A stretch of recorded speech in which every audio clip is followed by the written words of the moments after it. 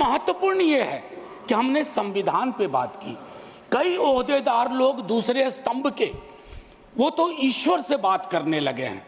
भगवान को कितना काम है, किसी की नौकरी लगवानी है, किसी की शादी करवानी है, किसी को चुनाव जितवाना है, तो किसकी पर्ची निकलेगी, किसकी अर्जी लगेगी। तो अच्छा है कि हम संविधान के दायरे में बात कर रहे हैं।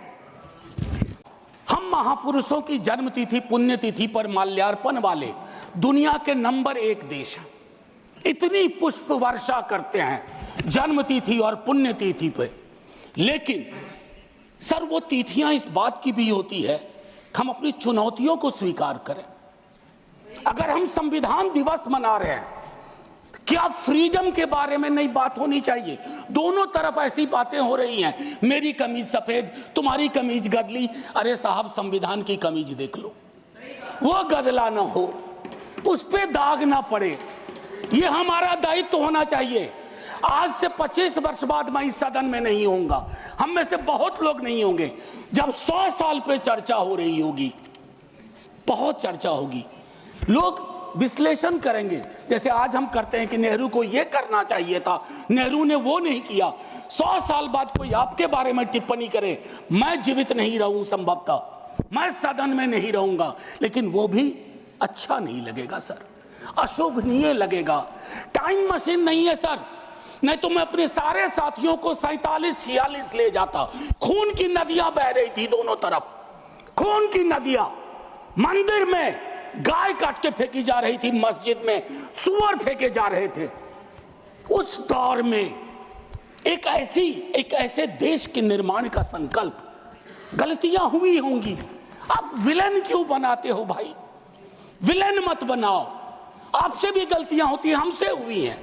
मैं सिर्फ इतना कहता हूं माननीय उपसभापति महोदय कि जब हम तबसरा करते हैं इस तरह के नेताओं पे, तो हम भूल जाते हैं 47 में इस देश की क्या हालत है। सर, आपने घर बनाया हो, मैंने नहीं बनाया अभी तक, मेरे पिता ने बनाया।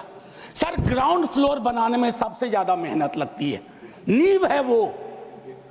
नेहरू और अंबेडकर, पटेल, आजाद ने नींव डाली।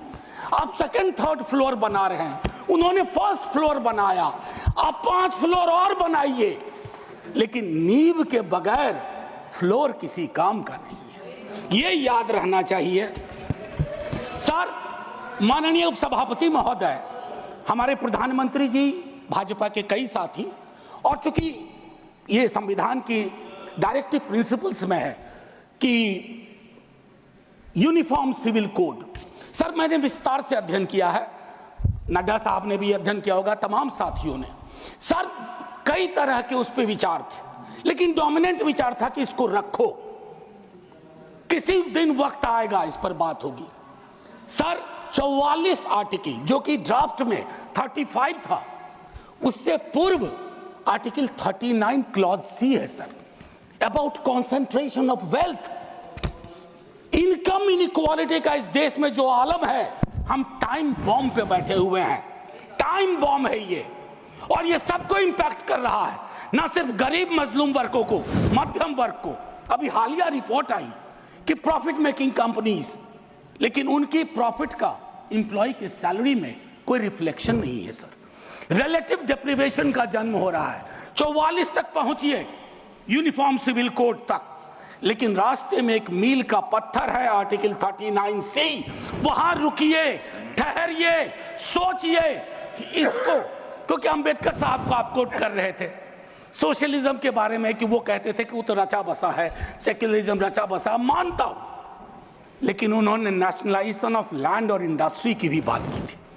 मैं उसकी पैरोकारी आज के दौर में नहीं कर रहा हूं, लेकिन ये जरूर कहूंगा कि प्राइवेट प्लेयर्स ऐसे ना हो जाएं कि एक को चादर से ढकने के चक्कर में पूरा देश नग्न सच्चाई से रूबरू होता रहे। ये नहीं होना चाहिए।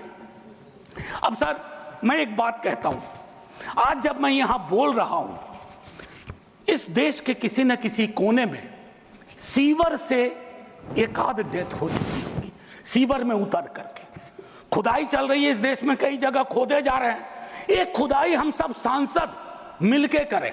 वो जो सेप्टिक टैंक और सीवर में उतार करके जहरीली गैस से मरने वाले लोग, ये कौन है? ये हम एक हैं तो सेफ हैं में नहीं आते, ये हमारे हिस्सा नहीं है, इसी समाज का हिस्सा है। हाँ, ये अव्वल बात है कि हमारी जातिगत सीढ़ी नुमा पदानुक्रम में वो नीचे आते हैं, उन पर गौर थोड़ा हम कम करते हैं, ये नहीं होना चाहिए। और मैं समझता हूं कि फ्रीडम की जब बात हो तो हम मूल्यांकन करें। फ्रीडम में हाइफन नहीं होता है, फ्री के बाद डॉम नहीं, जैसे जॉर्ज ऑरवेल की किताब में था, all animals are equal but some animals are more equal than others. इस देश में नाम और सरनेम से भी चीजें तय होती हैं। खालिद नाम है, जेल में रहोगे, सुनवाई नहीं होगी। हैदर नाम है, मीरान हैदर, नहीं सुनवाई होगी। इमाम नाम है, सर्जिल इमाम, नहीं होगा।